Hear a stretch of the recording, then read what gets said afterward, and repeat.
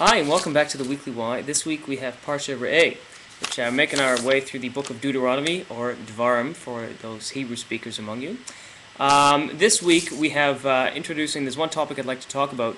Moses talks about a blessing and a curse that befall, or a blessing that if the Jewish people follow the will of God and follow the commandments of the Torah, and the curses if, heaven forbid, they don't do so. So I want to just address actually the very first verse that we see in this Parsha. So Moses says to the Jewish people, "See that I place before you today a blessing and a curse." Okay? Now the actual wording in Hebrew is Re'eh, see, Anochi noten lifnechem. So that says, "See, I place before you." Okay? Now rabbis and commentators have pointed out that the word Re'eh, see, is in the singular, whereas the words for "I place before you," Anochi noten lifnechem, are in the plural. So the question is, why did Moses start off saying "see" in the singular, but "I place before you" in the plural? What's the purpose behind that?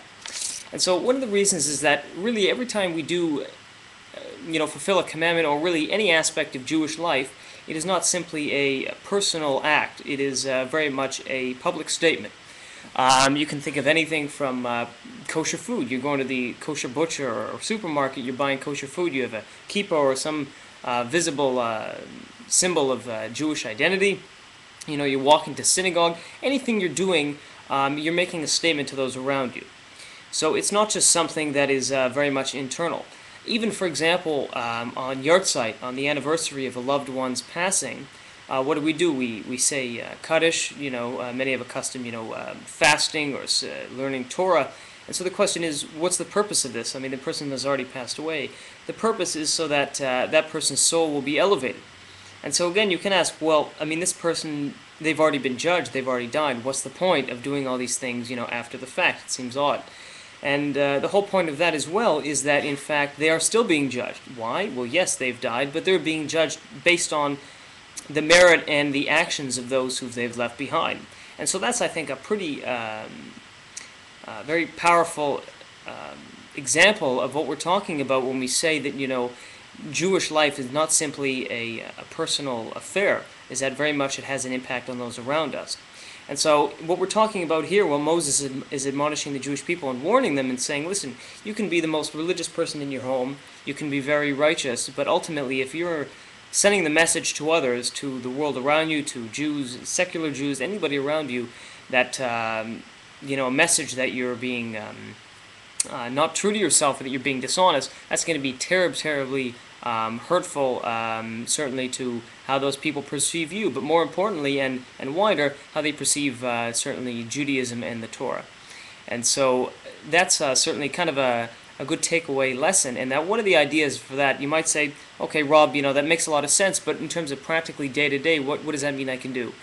And I think that a good take-home message for that, and a good thing to keep in mind, is just when you're doing something and in your head you know it's right, but try to take a step back and think, if somebody were looking at me from another perspective, could they misinterpret this? For example, let's say you have a bus pass, or you have a TTC or GO train pass, any kind of a public transit, and you have it in your pocket and you can walk in the back door, okay?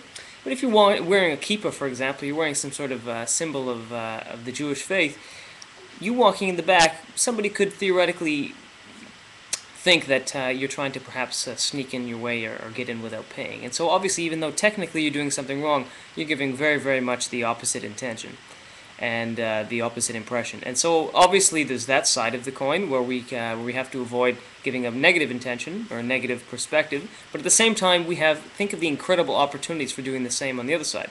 You can do all the good things in your home, in the privacy of your home, but think about the possibilities and the opportunity if you're doing the same thing and making sure you're being Kiddush Hashem, a sanctification of God's name out in the public as well. It's an incredible opportunity as well, so it should really give us a sense of awe and empowerment. And so that's the lesson again from Parsha Re'eh. And just a quick recap there. Moses says to the Jewish people, I lay before you a blessing and a curse. And when he says see, Re'eh, it's in the singular. But when he says, I place before you Anochi noten lifnechem, that's in the plural. Question is, why it goes from singular to plural? Because everything in Jewish life, following the commandments, following the tenets of Judaism, it's not just a personal affair, it's a public as well. And so that's an incredible risk. But moreover, it's an opportunity to be a Kiddush Hashem and to teach others the beauty of Judaism. So that's the Weekly Why for this week. Best wishes, Shabbat Shalom, God bless.